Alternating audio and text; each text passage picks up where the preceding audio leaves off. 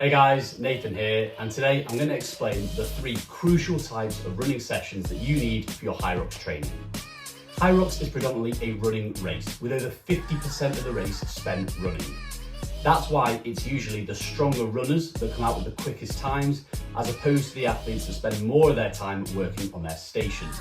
Ultimately, you might only be able to run twice a week, and at the end of this video, I'm going to explain how you can actually fit in all the sessions you need and tick in all the right boxes. The first type of running session is your standard aerobic, low intensity, steady state run. These are the runs where you go for a longer duration, usually anything over 45 minutes, at a steady, moderate pace.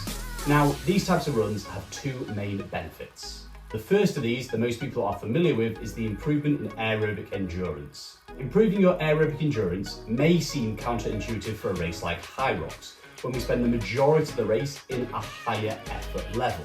Why on earth do we need to improve our zone 2 and 3 when we spend the majority of the race in zones 4 and 5? Well, improving your aerobic endurance is going to allow you to reach higher intensity efforts, and is actually going to help you sustain paces at these higher efforts for a longer period of time. This is because these runs enhance our ability to utilize oxygen to produce fuel, even when oxygen supplies are limited, like in a Hyrox race. But another benefit of these kind of runs that you might not be familiar with is the neuromuscular benefits. Running is a skill, and like any skill, whether it's a serve in tennis or a drive in golf, the more we practice that skill, the better we become at it. Running is essentially a series of motor commands, and the more we run, our brain becomes better at producing these commandments. We become better at knowing which muscle fibers to recruit and which muscles not to recruit. This makes us more efficient runners and actually reduces the overall energy cost of running. The second types of runs crucial for Hyrox are tempo runs.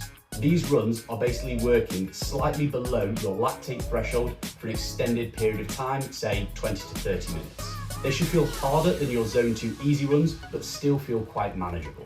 What these runs are basically going to do is improve your lactate threshold. This means you'll be able to work at harder and faster paces without necessarily experiencing the fatiguing effects of hitting that lactate threshold.